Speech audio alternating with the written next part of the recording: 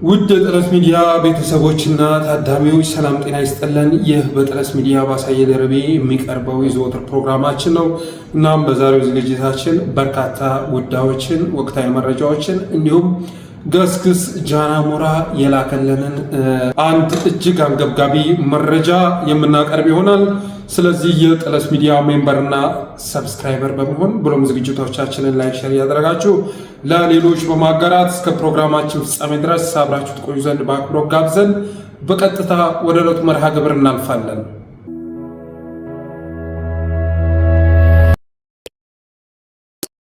የመጀመሪያው ርዕሳችን ነጻነት ጣሰውን ይመለከታል። ነጻነት ጣሰው ማለት የወሎ ሕዝቦች ዲሞክራሲያዊ ፓርቲ መሪ ነው እና ይሄ ሰውዬ በአዲስ አበባ በተዘጋጀ መድረክ ላይ አዳነች አቤቤን ሲያንቆለጳጵስ ተሰምቷል። ወሎን ክልል አድርገን እርስዎን የመሰለች ከንቲባ የምንሾምበት ቀን ይናፍቀናል ክብርት ከንቲባ እያለ ሲናገር ተሰምቷል። እስኪ መጀመሪያ ቪዲዮውን ሰምተን እንመለስ። ከንቲባችን ቁርጠኝነትና ብቃት ላይ እንደ ፓርቲ የምንመኘው ምኞት እኛም ወሎ ክልል ሆነን የመጀመሪያዋ ሴት ከንቲባ ሴት ሆና የእሱን አርአያ የምትከተልበት ጊዜ ይመጣል ብለን የምንጠብቀው የልማት ሂደትን የምንናፍቀው መሆኑን ለመግለጽ ሞክራለሁ። ሴት ጀግና በመሆኖት በሴት ጀግና ደግሞ ለዘመናት የተተበተበ የአዲስ አበባ ችግርን በአጭር ጊዜ መፍታት መቻሎት ቁርጠኛ ካቢኔ መፍጠሮትና ካቢኔዎትም ደግሞ ልክ በርሶ ልክ መራመድ የሚችል ካቢኔ ስላሎት እጅግ በጣም እናበረታታና ልናመሰግን እንወዳለን። እንደሰማችሁት እንግዲህ ነጻነት ጣሰው ለወሎ ሕዝብ እታገላለሁ የሚለው የወሎ ሕዝብ መባላችንም ቀርቷል። በነገራችን ላይ ሕዝቦች ብለውታል እና እነዚህ ሰዎች ናቸው እንግዲህ ወሎን ነጻ እናወጣለን ክልል እናደርጋለን እያሉ የሚንቀሳቀሱት። ግልጽ ነው፣ የወሎ ሕዝብ ተረድቷል። የእነዚህ ሰዎች ዓላማ ምን እንደሆነ ማን እንደቀጠራቸው ግልጽ ነዋል። ጭራሽ የአማራ አጀንዳ እንዳላላቸው የመጀመሪያው ምዕራፍ ስራቸው ወሎን ከአማራ መነጠል ነው። ከዚያ ወደ ኦሮሚያ መቀላቀል ነው። ያው በግልጽ ነግሮናል እኮ ወሎን ክልል አድርገን እርስዎን የመሰለች ከንቲባ አምጥተን የምንሾምበት ቀን ይናፍቀናል በማለት ተናግሯል። እንግዲህ ይህ ስርዓት ምን ያህል እንደተመቸው በአዲስ አበባ እየተሰራ ያለው አማራን የማፈናቀል ስራ ምን ያህል እንደተመቸው ነው ግልጽ ያደረገው። ነገ ቢሳካለት ይህ ሰውዬ እንደ አዳነች አቤቤ አንድ የኦህዴድ አመራር አምጥቶ ሁሉ ላይ ማስቀመጥና ደሴ ላይ ኮምቦልቻ ላይ አማራዎችን ጠራርጎ ማጥፋት ነው የሚፈልገው ማለት ነው። የዲሞግራፊ ለውጥ መስራት ነው የሚፈልገው። በኮሪደር ሰበብ ሊሆን ይችላል፣ ሌላ ምክንያት በማምጣት ሊሆን ይችላል። አማራን ጠራርጎ ማጥፋት ይፈልጋል ማለት ነው አዳነች አቤቤ። ምክንያቱም በአዲስ አበባ ምድር ላይ ያደረገችው ነገር ስለሚታወቅ በአማራ ታሪክ ውስጥ ከአዳነች አቤቤ በላይ ከአብይ አህመድ በላይ ጉዳት ያደረሰ ቢኖር መንግስቱ ኃይለማርያም ነው። መንግስቱ እንደውም ኤሊቱ ላይ ማለት ነው።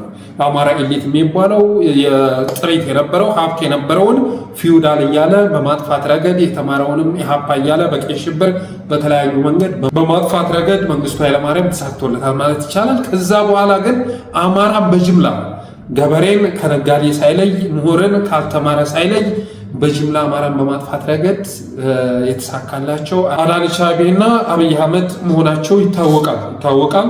እና አቶ ነጻነት ጣሰው ግን ወሎን ክልል አድርገን እሱን የመሰለች ከንቲባ አምጥተን ደሴ ላይ የምንሾምበት ቀን ይናፍቀናል ይላል። ኦልሬዲ በነገራችን ላይ ኮምቦልቻን ተቆጣጥረዋታል። ኮምቦልቻን አሁን የተቆጣጠረው የአማራ ፖለቲካ ሳይሆን የከሚሴ ፖለቲካ ነው። ብዙ ጊዜ አማራን የሚቃወም ሰልፍ የሚደረግባት ጸረ አማራ የሆነች ከተማ ማድረግ ችሏል ኮምቦልቻን። በኮምቦልቻ ያለ አማራ ታፍኗል፣ እንዳይናገር ታፍኗል። የነ አህመድን ጀበል የነ አቡበከር ሴል በጣም ኢፌክቲቭ ከሆነባቸው ከተሞች አንዷ የኮምቦልቻ ከተሞች ናቸው። እነ ደጀኔ ገብረ ማርያም እና እነ ነጻነት ጣሰው ደግሞ ከተሳካላቸው በቀጣይ ድፍን ወሎን እንደዛ የማድረግ ኢንተረስት እንዳላቸው ነው በግልጽ የነገሩን። እንግዲህ ደጀኔ ገብረ ማርያም ባለፈው ፕሮፋይሉን ባጭሩ አቅርቤ ያለው ደጀኔ ገብረ ማርያም ማለት ኦሮሞ ነው ከስሙ ውጭ በኦህዴድ ኃላፊነት በተለያዩ ኃላፊነቶች ላይ ሲሰራ የነበረ ሰው ነው። ሚስቱም እሱም ኦሮሞዎች ናቸው። በተመሳሳይ መልኩ ነጻነት ጣሰውም ኦሮሞ መሆኑ ይታወቃል። እና 95%ቱ አማራ መሆኑ ቢታወቅም በወሎ ምድር ላይ 5%ቱም ውስጥ አገው እና አርጎባ የመሳሰሉ አለ። የ2% ድምፅ እያስተጋቡ ይገኛሉ። እና አዳነች አቤቤ ፖለቲካውን እንዴት እንዳጨማለቁት እያሰባችሁ ነው? እንዴት እንዳጨማለቁት፣ እንዴት እንዳበቁት ፍጥጥ ባለ በገገማው እየሰሩ ያለበት ሁኔታ ነው ያለው። ትናንትና አንድ ደብዳቤ ወጥቶ ነበር። ለኮሪደር ልማት ድጋፍ ወጣችሁ እንድታደርጉ የሚል ደብዳቤ ወጥቶ ነበረ። እንግዲህ አንዳንድ ፕሮፓጋንዳ ህዝብን ለማታለል ህዝብን ለማጭበርበር ተብሎ የሚሰራ ፖለቲካ አለ እና አዳነች ጋር ህዝብን ማጭበርበር የሚባል ነገር የለም። ህዝብን ማስገደድ በደብዳቤ አስገድደህ ተዋጣውና ደጋፊ ነው ብለህ ታወራለህ። ግን ደጋፊ ነው ብለህ የምታወራው ደግሞ ለማን ነው? ህዝቡን አስገድደህ ከዋጣ ፕሮፓጋንዳ የሚሰራው እኮ ለህዝብ ነበር። እና እነዚህ ሰዎች በታሪክ አጋጣሚ ስልጣን የያዙ የማይረቡ እንኩቶች ፖለቲካን በዚህ ልክ አጨማልቀውታል። በአንድ በኩል ወሎን ክልል አድርገን በማለት ተልኮ ይሰጡታል። በሌላ በኩል ደግሞ እነዛኑ ፖለቲከኞች ደግሞ ሰብስበው ከነሱ ሽልማት እየተቀበሉ እንደዚህ አይነት የውዳሴ ቃል ሲቀበሉ እናያለን። እና የነ ነፃነት ጣሰው የነ ደጀኔ ገብረ ማርያም ዓላማ ግልጽ ቢሆንም አንዳንድ ያልገባው ሰው ሊኖር ስለሚችል እነዚህ አይነት ቪዲዮ መውጣታቸው ጠቃሚ ነው። በተረፈ ግን ሁለቱ ብቻቸውን ብቻ እንዳይመስሏቸው፣ ብቻቸውን አይደሉም። ወሎ ላይ ያለ ከፍተኛ አመራር ሄዳችሁ የመመርመር ስራ ብትሰሩ፣ ፕሮፋይሉን የማጣራት ስራ ብትሰሩ፣ ግማሹ ከከላላ የመጣ የኦሮሞ ተወላጅ ሆኖ ታገኙታላችሁ፣ ግማሹ ከከሚሴ የመጣ አማርኛ ተናጋሪ ሆኖ ታገኙታላችሁ። እና በከፍተኛ አመራርነት ዞን ላይ የተሸሙት አብዛኞቹ አመራሮች የነ ደጀኔ ገብረ ማርያምን የነ ነፃነት ጣሰውን ዓላማ ለማሳካት ደፋ ቀና የሚሉ ናቸው። ለምሳሌ ያህል እነ አብዱ መሐመድን ማንሳት ይቻላል። እነ ዶክተር አህመድንም ማንሳት ይቻላል። የኦሮሞ ተወላጆች ናቸው። 95%ቱ የቤት አማራ ህዝብ የቤት አማራ እየተመራ ያለው ከኦህዴድ በመጡ ሰዎች ናቸው ማለት ይቻላል። እና የወሎ አማራ ይህንን አጀንዳ መረከብ መቻል አለባችሁ። የቤት አማራዎች ይህን አጀንዳ መረከብ አለባችሁ። 2%ቱን 3%ቱን ህዝብ የሚወክሉ ሰዎች በዚህ ልክ ሊፈነጩባችሁ አይገባም። ስልጣኑንም ፖለቲካውንም መቆጣጠር አለባችሁ ማለት እወዳለሁ።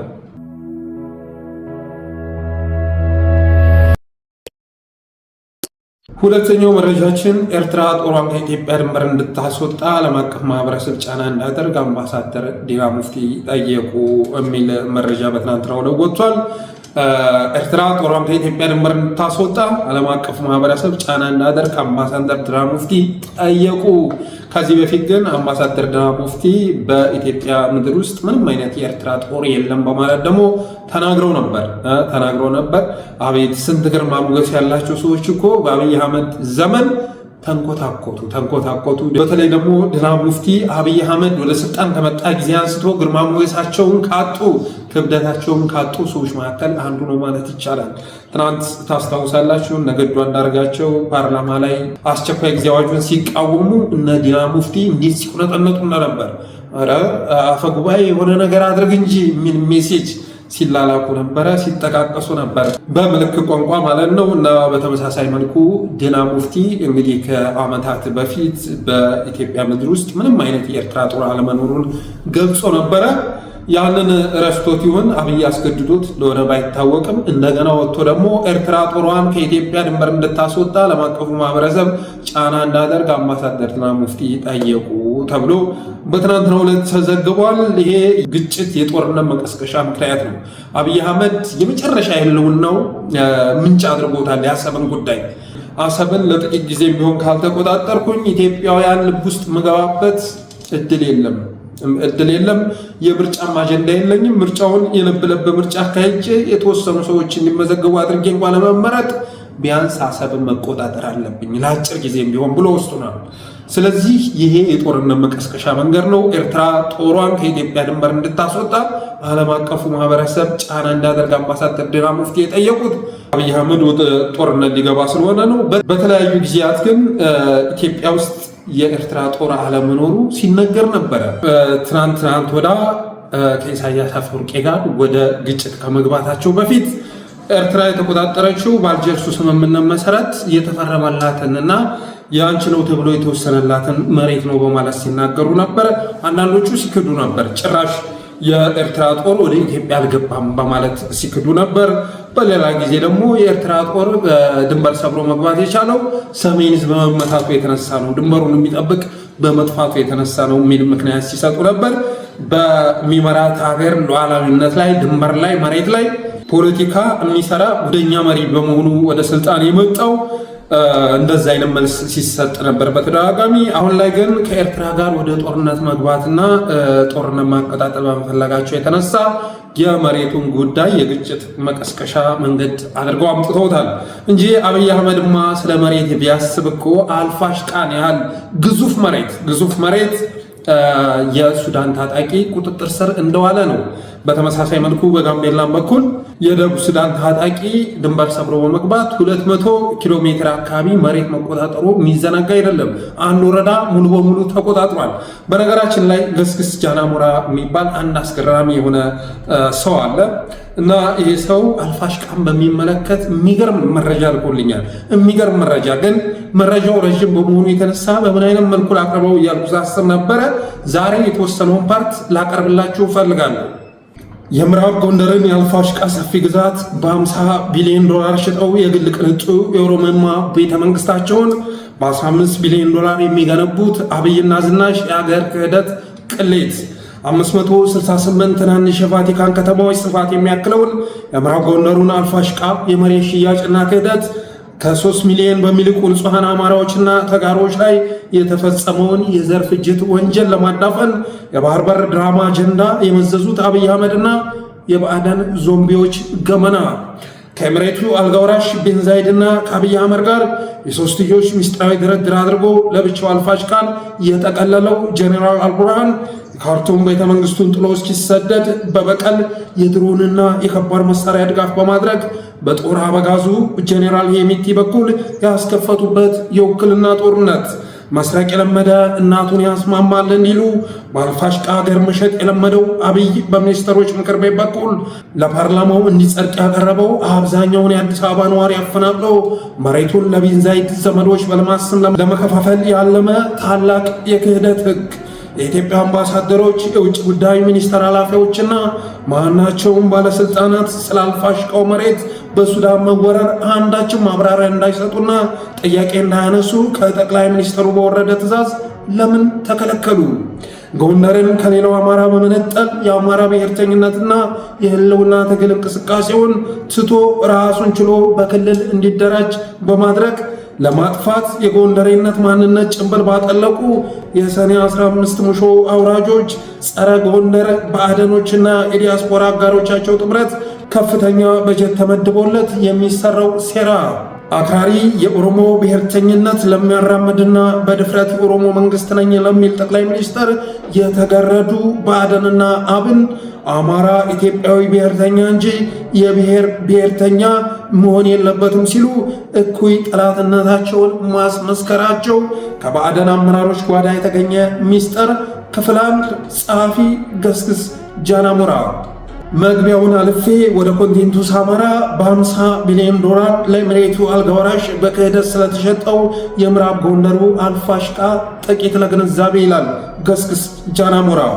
የጎንደሩ አልፋሽቃ መሬታችን መጀመሪያ በሱዳን ተወረረ፣ ቆየት ብሎ ደግሞ በኃይል ሳይሆን በዲፕሎማሲ አሊያም በፍርድ ቤት ነው የምናስመልሰው የሚል ቀልድ አዘል ማብራሪያዎች ራሱን የኢትዮጵያ መንግስት ነኝ ከሚለው አካል ሲወጡ በመጨረሻም የውሾን ነገር ያነሳ ውሾ ይሁን በሚል ሰፊ ሀገር ግዛት ተቆርሶ ጉዳዩ ተድበስብሶ እንድዳፈን እየተሄደበት ያለው ርቀትና ሴራ ስለከነከነን በእኛ በኩል እያንዳንዱን ሂደት ጊዜ ወስደንና መረጃዎችን አሰባስበን በሚገባ በማጣራት የምርመራ መረጃውን ለሕዝብ ይፋ ለማድረግ እንቅስቃሴ ከጀመርን ከራረመን።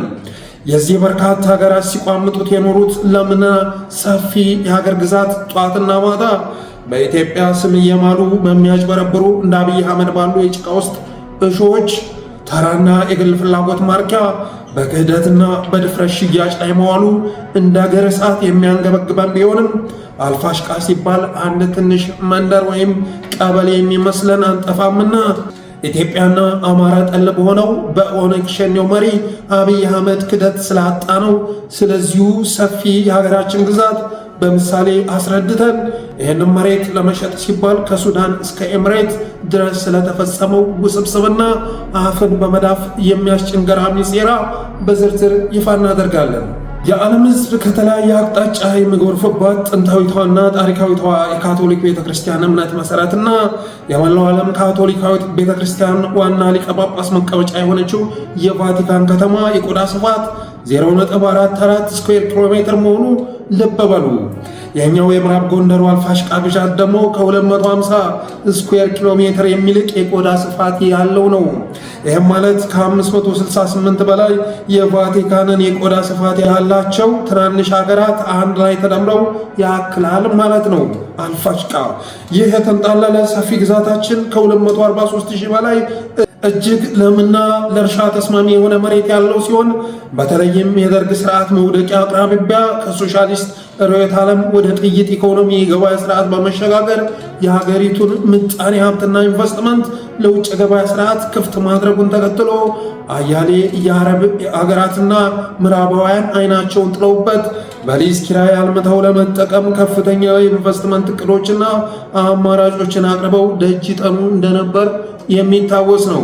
ሆኖም ከሞይ መንደር ሞፈር ይቆረጣል እንዲሉ ይህንን የአማራ ሰፊ ለም ግዛት ቸብችቦ ገና ከልጅነት እድሜው ጀምሮ ሲመኘው የኖረውን የግሉን የንግስና ቅንጡ ቤተ መንግስት ለማነጽ ጉጉል ላይ የነበረው ፋሽስቱ አብይ አህመድ ለአማራ ሕዝብ ከፍተኛ ጥላቻ ባላቸው የባዕደን ዞምቢዎች ድጋፍና ይሁንታ ይህንን ርካሽ ምኞቱን ለማሳካት የሰሜን ዕዝ ጦር ተመታ በሚል ድራማ የትግራዩን ጦርነት ለኩሶ ሲያበቃ ህወሓት ከፍተኛ ወታደራዊ ኃይል ስላደራጀች ስትመታ ወደ ሱዳን እንዳትሻገርና በሱዳንም መልስ ጦሯን እንዳታደራጅ ያለብንን የሰራዊት እጥረት ለመሸፈን የሱዳኑ ጄኔራል አብዱል ፈታህ አልቡርሃን ብሔራዊ ጦሩን አስገብቶ አካባቢውን ይቆጣጠረልን በሚል ሽንገላ አካባቢውን አስወርሮ ሲያበቃ አየር በአየር ለተባበሩት አረብ ኤሚሬትስ አልጋ ወራሽ ወዳጁ ቢን ዛይድ በ50 ቢሊዮን ዶላር መቸብቸቡን ያገኘናቸው ሚስጥራዊ መረጃዎች አረጋግጠዋል። ከፍተኛ ግርግር የበዛበትና የጦርነት በመሆኑ ይህ የአገር ሉዓላዊነት መደፈር እንዴት በህዝቡ ውስጥ ቁጭትና ቁጣን አልፈጠረም ለማለት አስቻይ ሁኔታ እንዳልነበር ብንረዳም ዛሬም ከ3 ዓመታት በኋላ ኢትዮጵያዊ በሚስቱና በመሬቱ አይደራደርም እያለ የለበጣ የሚደሰኩረው ራሱን ኢትዮጵያዊ ብሔርተኛ ነኝ የሚለው ብዙሃኑ አስመሳይ የባንዲራ ስር ቁማርተኛ የዚህ ሰፊ የአገር ግዛት ለሱዳን ተላልፎ መሰጠትና በኋላም በክህደት ለኤሚሬት መሸጥ ግድ ሳይሰጠው ዛሬም ከ3 ሚሊዮን በሚልቁ የትግራይና የአማራ ንጹሐን ህዝቦች ላይ የፈጸማቸው አስከፊ ጄኖሳይዶች አልበቃ ብሎት ጎረቤት ኤርትራን ወረሬና አስከብሬ አሰብን ላመጣላችሁ ነው የሚል የዘር ፍጅት ወንጀሉንና የአልፋሽቃን ሽያጭ የሚያዳፍን አጀንዳ ቀርጾ ሲወረውርለት ያንን ተቀብሎ ሲያራግብ የሚታይ በመሆኑ ወደፊት እንደ አገር አብሮ በጋራ የመኖር እሴታችንን ጨርሶ እያጠፋው ይገኛል ይላል ገስግስ ጃናሞራ የጻፈልን አርቲክል። አብይ አህመድ አልፋሽቃን ለቢን ዛይድ ለመቸብቸብ ከሱዳንና ከኤሚሬት ጋር ያካሄዱት የሶስትዮሽ ሚስጥራዊ ስምምነትና መካካዱ በሱዳን ስላባባሰው ጦርነት ቀጣዩ ርዕስ ይህን የሚል ነው። ገና የ7 ዓመት ልጅ ሳለው እናቴ ወደፊት ንጉሥ እንደመሆን አስቀድማ ነግራኝ ነበር የሚል ትንቢት የሚያወራው የኦነግ ሸኔው መሪ አብይ አህመድ የቀደሙትንና አገርን በጦርና በኃይል የመሰረቱ ነፍጠኛ ናቸው ሲል በጥላቻ የሚፈረጃቸውን ነገስታት ዘመን ተሻጋሪ ታሪካዊ አሻራቸውንና ቅርሶቻቸውን ሁሉ በማጥፋት በመበቀል የራሱን ታሪክ የመጀመሪያ የሚባልለትን እጅግ ዘመናዊ ቅንጡ ቤተ መንግስት የመገንባት ውጥን በልቡ ሰንቆ ነበር። ከዛሬ 7 ዓመታት በፊት የለውጥ ኃይል አሻጋሪ ሙሴ ተብሎ ተዘምሮለት የ4 ኪሎን ስልጣን የተቆናጠጠው። እናም ይህን ዓለም ጭምር በአድናቆት የሚደመምበትን ቤተ መንግስቱን ለማነጽ የሚረዳውን ከፍተኛ መጠን ያለው ገንዘብ ከየት አገኛለሁ ብሎ ቀንና ማታ ሲያስብና ሲያሰላ በግፏና በእብሪቷ ህዝባዊ አመፅ ተቀስቅሶባት ከአዲስ አበባ ስልጣን ተፈንግላ መቀሌ በመመሸግ ቀንና ማታ ዛቻ፣ ሴራ መግለጫ ላይ ተጠምዳ ከፍተኛ የስልጣን ስጋት ምንጭ የሆነችበትን ህወሓት በጦርነትም ሆነ በማናቸውም ዘዴ በማዳከም በአንድ ድንጋይ ሁለት ወፍ እንዲሉ ለጦርነቱ ከሚደረገው የሀብት ማሰባሰብም ሆነ ከሚገኘው ድጋፍ ከፍተኛ ስጋት የደቀነበትን የትህነግ ኃይል ከማዳከም ጎን ለጎን እጅግ የጓጓለትን ቅንጡ ቤተ መንግስት ለመገንባት የሚረዳውን ገንዘብና ቁስ በመሰብሰብ በአንድ ድንጋይ ሁለት ወፍ እንደሚባለው ሁለት ነገሮችን በአንዴ ለማሳካት የሚረዳውን ሴራ መሸረብ ጀመረ።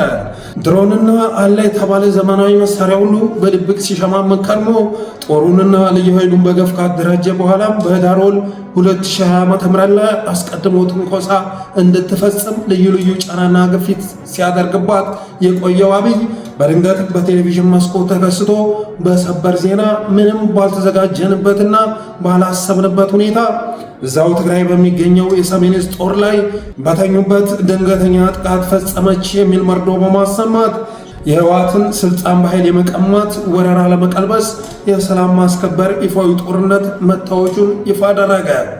በመላ ሀገሪቱ ከመንግስት ድርጅቶች እስከ ባለ ሀብቶች ከሃይማኖት ተቋማት እስከ ውጭ ዲያስፖራ ለጦርነቱ ዶላር ገንዘብና ቁስ በገፍ ማሰባሰብ ተጀመረ። ይህን ጊዜ ነበር የገበያ ግርግር ለሌባ ያመቻል እንደሚባለው አብይ አህመድ መላው ህዝብ ሀገር ሊፈርስ ነው በሚል ከፍተኛ ስጋት በጦርነቱ ወሬ ሲታመስ የሱዳንን ሉዓላዊ ምክር ቤት ፕሬዝዳንት ጄኔራል አልቡርሃን አገር ውስጥ በመጋበዝና ራሱን ካርቱም ድረስ በማቅናት ሚስጥራዊውን ውል ለመዋዋል የቻለው ይኸውም ትክክለኛ ፍትህ ቢኖር በሀገር ክህደት ወንጀል ዕድሜ ይፍታህ እስር የሚያስበይንበትንና የአረብ ሀገራትና ምዕራባውያን ለዘመናት አይናቸውን ጥለውበት ሽጡልን ወይም በሊዝ ያከራውንና አልምተን እንጠቀምበት በማለት ሲማጸኑ የኖሩትን የምዕራብ ጎንደሩን ሰፊ ለምና ስትራቴጂክ ግዛት የአልፋሽቃ ትራያንግል መንግስት በትግራይ ጦርነት ምክንያት የኃይል መሳሳት ስለገጠመውና መከላከል ስለማይችል በሚል ሽፋን የሱዳን መንግስት በጥበቃ መልክ አካባቢውን ተቆጣጥሮ መሬቱን በስልት እንዲረከብ በማድረግ ሚስጥራዊ የሽያጭ ድራማ ተከናወነ። ሆኖም አልቡርሃን ለዘመናት ሱዳኖች በይገባናል ግጭትም ጭቅጭቅም ሲያነሱበት የኖሩትንና ያለ ጦርነትና ድካም በእጁ የገባውን የአያሌ ሀገራት የአይን ማረፊያ የሆነ የአልፋሽቃ ሰፊ ለም የእርሻ ግዛት መሬት ለማንም አሳልፎ መስጠቱን ካለመፈለጉም በላይ ኢትዮጵያ በእርስ በርስ ጦርነት እየተናጠችና ህልውናዋ ማሳሳቢ ደረጃ ላይ በወደቀበት ሁኔታ ህዝባዊ ድጋፍና ገጸ በረከት ያመጣለትን መሬት መልሶ አሳልፎ መስጠት ሰዶ ማሳደድ አይነት የሞኝ ጨዋታ መስሎ ስለተሰማው ድሮም ግዛቱ የኔ ነበር፣ በሸፍጥ ተወስዶብኝ ነው፣ ከማንም ጋር የምከፋፈልበት ምክንያት አይኖርም ሲል አሻፈረኝ አለ አልቡርሃን። በድርጊቱ ተስፋ ያልቆረጠችውና ለወዳጇ አብይ አህመድ ለግዛቱ ሽያጭ ስምምነቱን ተከትሎ አስቀድማ 50 ቢሊዮን ዶላር የከፈለችው አቡዳቢም ከባድ ውዝግብ የሚያስነሳው ድርድር ልክ ውሉ እንደጠፋበት ልቃቄት ተተብትቦ አደባባይ ከመውጣቷ አስቀድማ አንድ መደራደሪያ ሰነድ በአስቸኳይ ወደ ካርቱም ላከች። መንግስታዊው ጋዜጣ ሱዳን ትሪቢዩን አፕሪል 8 ቀን 2001 ዓ.ም የአገሪቱን ሉዓላዊ ምክር ቤት ሊቀመንበር ማሊክ አጋርን ጠቅሶ ባወጣው ዘገባ ሱዳን የድርድሩን ሐሳብ ውድቅ ማድረጓን ይፋ በማድረግ አብይ አህመድ ከኤምሬትና ከሱዳን ጋር ሚስጥራዊ ድርድር ማካሄዱን አጋለጠ። ሪፖርቱ እንደሚለው የተባበሩት አረብ ኤሚሬቶች በድርድር ሰነዷ ላይ የሁለቱ የሱዳን ጦር ከኖቬምበር 2020 ጀምሮ ተቆጣጥሮ ከያዘው የአልፋሽቃ ግዛት ለቆ እንዲወጣ ጠይቃለች። ሁለቱ ሀገራት በይገባኛል የሚወዛገቡበትንም ይህንን የድንበር ግዛት በዘለቄታው ለመፍታት ለሁለት እንዲከፋፈሉት፣ በተጨማሪም ኤሚሬትስ በአካባቢው ከምታከናውናቸው የእርሻ ልማት ፕሮጀክቶች 40 በመቶውን ገቢ ልትወስድ፣ ቀሪው 40 በመቶ ገቢ የሱዳን ድርሻ እንዲሆን እና 20 በመቶ ደግሞ በአካባቢው ለነበሩ የኢትዮጵያ አርሶ አደሮች እንዲከፋፈል የሚል አስታራቂ ነው ያለችውን ሀሳብ ብታቀርብም አጋር ግን የፈጽሞ ተቀባይነት የሌለው ነው ማለታቸውን ዘገባው አመላክቷል። እጅግ የሚገርመው ደግሞ መለካት ጋር የኢትዮጵያ መንግስት በዚህ አወዛጋቢ ቦታ ላይ ይገባኛል ጥያቄ የለውም። ምክንያቱም በኤርትራ የሚሰለጥኑ የሱዳን ተቃዋሚዎችን ለመከላከል ሲባል በመለስ ዜናዊና በቀድሞው የሱዳን ፕሬዝዳንት አልበሽር መካከል በተደረሰ ስምምነት ነው በአካባቢው የኢትዮጵያ አርሶ አደሮች እንዲሰፍሩ ተደርጎ የቆየው በማለት መሬቱ የኛ ነው፣ ለድርድር አናቀርበውም የሚል አይነት ምላሽ መስጠታቸው ነው። ከተባበሩት አረብ ኤምሬቶች፣ ከኢትዮጵያውያን እና ከምዕራባውያን ሀገራት ከውጭ ዓለም አቀፍ ሚዲያዎች ሱዳን በወረራ በያዘችው የጎንደሩ አልፋሽቃ ግዛት ዙሪያ አወዛጋቢ ምላሽ በትዊተር ገጻቸው ሰጥተው ወዲያው ያጠፉት ፕሬዝዳንት አልቡርሃን በበኩላቸው የወረድነው የኢትዮጵያ መሬት የለም፣ ከአብይ አህመድ ጋር በሰላም ተነጋግረን የራሳችን የሆነው ግዛት ላይ ነው ጦራችንን ያሰፈርነው በማለት አብይ መሬቱን በጓዳ ስምምነት እንዲወስዱ መፍቀዱን በሚያጋልጥ መልኩ ምላሽ በመስጠት በሚስጥር ተይዞ የቆየውን ጉዳይ አደባባይ አስጥተውታል። በወቅቱ የትግራይ ጦርነት ጉዳይ አየሩን ሙሉ የሞላበት ስለነበር አብይ አህመድ ኤምሬትስ 20 በመቶ ከልማት ኢንቨስትመንቱ የሚገኘው ገቢ የኢትዮጵያ አርሶ አደሮች ድርሻ ይሁን እንኳ ብላ በድርድር መፍትሄው ላይ ያቀረበችውን አማራጭ ሳይቀር ሱዳን ጠቅልላ እንድትወስድና በምትኩም ለውለታው ለትግራይ የህወሓት ታጣቂዎች ስልጠና ወታደራዊ ድጋፍና የጦር ካምፕ እንድትሰጥ ከስምምነት ተደርሶ እንደነበር ነው እነዚህ ምንጮች የሚገልጹት። ሱዳን ሰፊውን የአልፋሽቃ ግዛት ብቻ ሳይሆን ከ15 እስከ 30 ኪሎ ሜትር የሚደርስ በጎንደር መተማ፣ ደለሉ፣ በታች አርማጭሆ፣ በዝንጀሮ ገደል፣ በበረከትና በመሳሰሉ አጎራባች የጎንደር አካባቢዎችን ጭምር ብሔራዊ ጦሯ እንዲቆጣጠር በማድረግ በኢትዮጵያ መንግስት ቆመው የነበሩ የድንበር ምልክቶችንና ታሪካዊ አሻራዎችን በማጥፋትና መንገዶችን፣ ድልድዮችንና ልዩ ልዩ የራሷን መሰረተ ልማቶች በመገንባት ግዛቷን እንድታስፋፋ አገር አስተዳድራለሁ መንግስት ነኝ በሚለው ከሃዲው አብይ አህመድ ተደርጎ ይህንን ኢትዮጵያ በታሪኳ አይቶ የማታውቅ ከሃዲ መሪ በተለይም ጎንደሬ ነኝ እያሉ ተጎንብሰው ውታፍ እየነቀሉና ሰግደው እያሸረገዱለት እንደሱ ያለ ታላቅ ሀገር ወዳድ መሪ ኢትዮጵያ እስከዛሬ አብቅላ አታውቅም በማለት ለማይጠረቀው ከርሳቸውና የዛፍ ላይ እንቅልፍ ለሆነ ስልጣን አገርንም ህዝብንም በክህደት የሸጡ ማፈሪያና መርገምት የባዕድን አመራሮች እና መላኩ አለበል፣ አገኘው ተሻገር፣ ችቹ አለባቸው፣ ዶክተር ሂሩት ካሳው፣ ታዬ አጽቀሥላሴ እንዲሁም የአብን ዞምቢዎች ከአሁኑ ህዝባዊ ማዕበል በተአምር በህይወት ቢተርፉ ቀሪ ዘመናቸው ማረሚያ ቤት መሆኑን በደንብ ከወዲሁ ሊያውቁት ይገባል። በዚህ አጋጣሚ ለአብይ አህመድ 50 ቢሊዮን ያህል ዶላር አስቀድማ ቀብድ ከፍላ ለዘመናት ስትመኘው በኖሮችው አልፋሽቃ ላይ ከፍተኛ የእርሻ ልማት ኢንቨስትመንት አካሂዳለሁ ስትል በሱዳን መንግስት የተከዳችው የተባበሩት ኤሚሬትስ ወዳው ከአብይ አህመድ ጋር የሱዳን ቀውስ ለማባባስና ጄኔራል አልበሽርን ለመጣል በኢትዮጵያ ድንበር በኩል የድሮን ተተኳሾችና ልዩ ልዩ ከባድ የጦር መሳሪያዎችን በብዛት የአልበሽር ተቀናቃኝ ለሆነውና በተደጋጋሚ በዓለም አቀፍ የጦር ወንጀል ለሚከሰሰው የቀደሙት ጨካኞች የጃንጃዊድ ሚሊሻዎች የአሁኑ የሱዳን ፈጥኖ ደራሽ ኃይል አርኤስኤፍ መሪ ጄኔራል መሐመድ ሐምዳን ዳጋሎ ወይንም ሄሚቲ መርዳቱን ስራዬ ብለው ተያይዘውታል። በግፍ በክህደትና ባሻጥር ሱዳን እጅ የገባው የኢትዮጵያው ግዛት አልፋሽጋ በረመዳን ጾም ወቅት ሚያዝያ 7 ቀን 2015 ዓ.ም ለተለኮሰው የሱዳን የእርስ በርስ ግጭት መባባስ ብሎም ለጄኔራል ሄሚቲ የውክልና ጦርነት አንዱ ምክንያት ተደርጎ ይጠቀሳል። የቀድሞ የእንግሊዝ ዜና ማሰራጫ ቢቢሲ የአፍሪካ ጉዳዮች ኤዲተርና በአፍሪካ ቀንድ አንጋፋ የፖለቲካ ተንታኝ የሆነው ማርቲን ብላውት የተባበሩት አረብ ኤምሬቶች የሱዳንን ፈጥኖ ደራሽ ኃይል የምትደግፈው ለምንድን ነው? ዋይ ዘ ዩናይትድ አረብ ኤሚሬትስ ሰፖርትስ ሱዳን ራፒድ ሰፖርት ፎርስስ በሚል ርዕስ ኖቬምበር 17 2024 ባወጣው በዚሁ በማስረጃ የተደገፈ ትንታኔ ኤሚሬትስ ለሄሚቲ ጦር ወታደራዊ ድጋፍ የምትሰጠው በሱዳን ያላትን በርካታ ግዙፍ የኢንቨስትመንት ልማት እንቅስቃሴ ለማስጠበቅ ኃይሉ ድጋፍ ያደርግልኛል ከሚል ስሌት በመነጨ ነው ሲል ያትታል። በተለይም የተባበሩት አረብ ኤሚሬቶችና የፈጥኖ ደራሽ ኃይሉ ግንኙነት ዘ ዩኤኢ አርኤስኤፍ ኮኔክሽን በሚለው ንዑስ ርዕሱ ኤሚሬትስ በሱዳን ጦርነት ተዋናይ ከሆኑት የውጭ ኃይላት በተለይም ከፍተኛውን ድጋፍና ወጪ እያደረገች ሲሆን ያለ እሷ ድጋፍና እርዳታ አርኤስኤፍ አሁን በሚታየው አቅምና መጠን ጦርነት በመንግስት ላይ የመክፈት አቅም አይኖረውም ነበር። በተጨማሪም የአርኤስኤፍ ንግድ፣ ፋይናንስ፣ ሎጂስቲክና የህዝብ ግንኙነት ስራዎች ሳይቀር የሚከናወኑት ከኤሚሬቶች ነው። ጉዳት የደረሰባቸው ተዋጊዎችን በአቡዳቢ ወታደራዊ ሆስፒታል ውስጥ ለማከም በአየር ተወስደዋልም ተብሏል።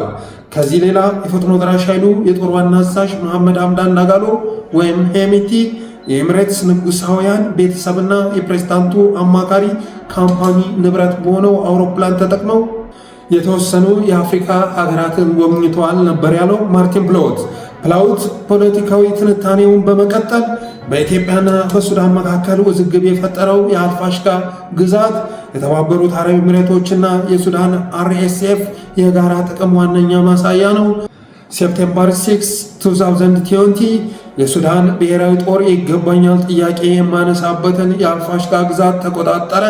ምንም እንኳን ሄሚቲ በዚህ በምስራቃዊ ሱዳን ቀጠና ጉዳይ ፍላጎት ቢኖረውም በወቅቱ ግን በሎጂስቲክም ሆነ በውጊያ ለሱዳን ብሔራዊ ጦር አንዳችም ድጋፍ አልሰጠውም ነበር። ይልቁንም ሄሚቲ የድንበር ውዝግቡን ለመፍታት ኤሚሬትስ የሱዳን ጦር ሴፕቴምበር 2020 በኃይል ተቆጣጥሮ ከያዘው አገራቱ ከሚወዛገቡበት አካባቢ ለቆ እንዲወጣና ኤሚሬትስ በአልፋሽጋ ግዛት ከምታከናውነውን የልማት ኢንቨስትመንት 40 በመቶ ለሱዳን፣ 40 በመቶ ለኤሚሬትስ እና 20 በመቶ ገቢው ለኢትዮጵያ አርሶ አደሮች ይዋል በሚል ያቀረበችውን የመፍትሄ ሀሳብ ከመደገፍ ውጭ በጉዳዩ ላይ በቀጥታ ጣልቃ አልገባም። በአጠቃላይ በሱዳን ብሔራዊ ጦርና በፈጥኖ ደራሽ ኃይሉ መካከል የነበረው ግንኙነት በመለወጥ ረገድ የአልፋሽጋ ጉዳይ ጉልህ ሚና አለው ሲል ነው። አልፋሽጋን ከአብይ አህመድ በሚስጥር ገዝታ በሱዳን መንግስት የተካደችው አቡዳቢ በወዳጇ አብይ አህመድ ድጋፍ ሰጭነት በሄሚቲ በኩል የውክልና ጦርነት ከፍተው የሱዳን መንግስት በድሮና በከባድ መሳሪያ አሳሩን እያበሉት ለመሆኑ በቂ ማረጋገጫ የሰጠን ይላል ገስግስ ጃናሞራ የጻፈልን አርቲክል። ገስግስ ጃናሞራ እንግዲህ የጻፈው አርቲክል በጣም ዘለግ ያለ ነው፣ ሰፊ ነው፣ ግዙፍ የሆነ ሰነድ ነው የላከልን። በአንድ ፕሮግራም የሚቀርብ አይደለም። ለመነሻ ያህል ይሄንን አቅርበንላችኋል። ከ2-3 ቀን በፊት እንደምታስታውሱት ጌታቸው ረዳና ሬድዋን ሁሴን ወደ ሱዳን ሂደው ነበር። ሱዳን ሂደው ጀነራል አልቡርሃንን አነጋግረው ነበር። እዛም ላይ ካነሷቸው 2 ቅድመ ሁኔታዎች መካከል አንዱ አልፋሽጋን የሚመለከት ነው። ይህም በተመለከተ ለምሳሌ በሌላ ሰው አማካኝነት ሶሻል ሚዲያ ላይ እንደዚህ አይነት መልእክት ተላልፏል። አብይ አህመድ አሊ ኢትዮጵያን ለማዳከም በቀጥታና በስልት እየተንቀሳቀሰ ነው። ከ3 ዓመት በፊት ለሱዳን መሪ አልቡርሃን የኢትዮጵያ ይዞታን የደለሉን መሬት ለሱዳኖች በሚስጥር እንዲወሩ መፍቀዱን የሱዳኑ መሪ ከአሁን በፊት መግለጻቸው ይታወቃል። በትዊተር መልእክቱ ማለት ነው። ወዳው ጠፍቷል አልቡርሃን የገለጸው። ዛሬ ሱዳን ፕላስ በትናንትናው ዕለት ማለት ነው ድረገጽ አፍሪካ ኮንፊደንሻል ጠቅሶ እንዲህ ዘግቧል። አረብ ኤሚሬትስ በግንቦት አጋማሽ ላይ በግብፅ በኩል የሱዳን መሪ አልቡርሃን ጋር ለመነጋገር ፍላጎት እንዳላቸውና ለመነጋገር ግን የሚከተሉትን 2 ቅድመ ሁኔታ ማቅረቡን ዘግቧል። አንደኛ አልቡርሃን የኢስላሚክ ፓርቲ አባላትን ከመንግስታቸው አካልነት እንዲያስወግዱ፣ ሁለተኛ ኤሚሬትስ የአልፋሽጋን ወይም ደለሉን የእርሻ መሬት ለማልማት ሱዳን እንድትፈቅድ የሚሉ ሐሳቦች እንደ ቅድመ ሁኔታ በግብፅ በኩል ሐሳብ መቅረቡን ዘግቧል ይላል። ለዚህ የኤሚሬት ቅድመ ሁኔታ ሱዳን የእስላሚክ ንቅናቄ አባላትን ከመንግስታቸው ማስወገድ እንደማይፈልጉ ግልጽ በማድረጋቸው ለጊዜው በግብፅ በኩል የተሞከረው እርቅ ከሽፏል ሲል ዘግቧል። እዚህ ላይ ልብ ልንለው የሚገባ ነገር ሱዳን በደሎሎ እነሱ አልፋሽጋ ብለው በሚጠሩት ለም የእርሻ መሬት ላይ ሱዳን ሙሉ በሙሉ የሉዓላዊነት መብት ማረጋገጧንና አብይ አህመድ አሊ የኢትዮጵያ ይዞታ ለሱዳን ማስረከቡን የሚያረጋግጥ መሆኑን ነው። የሰሞኑ የሬድዋን ሁሴንና የወያኔው ጌታቸው ረዳ ወደ ሱዳን ጉዞ በኢትዮጵያ በኩል ደለሉን ላለመጠየቅ መወሰኑን ለሱዳን መንግስት ማረጋገጡን ጠቅሰን መጣፋችን ይታወሳል ይላል። ይህን የጻፈው ልጅ አዳና ይባለው። በዚህ በኢትዮጵያ መሬት የሀገር ጥቅም ሽያጭ በቀጥታም ይሁን በተዘዋዋሪ የሚከተሉት ተጠያቂነቱን እንደሚወስዱ ለመጥቀስ እንወዳለን ይላል።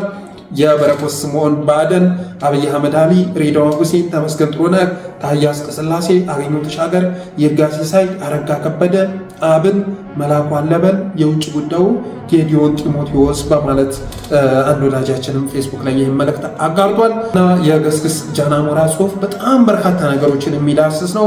በቀጣይ ዝግጅቴ እየቆራረጥኩ የማቀርብላችሁ ይሆናል ማለት እወዳለሁ። በተረፈ አብራችሁ ስለቆያችሁ አመሰግናለሁ። የጠለስ ሚዲያን ሰብስክራይብ በማድረግ ሜምበራችን በመሆን ስቲከሮችን በማበርከት ብሎም ዝግጅታችንን ላይክ፣ ሼር እያደረጋችሁ ለሌሎች በማጋራት ሚዲያችንን አበረታቱ ላለሁ። በተለይ ይህን ፕሮግራም ሼር ማድረግ ያስፈልጋል።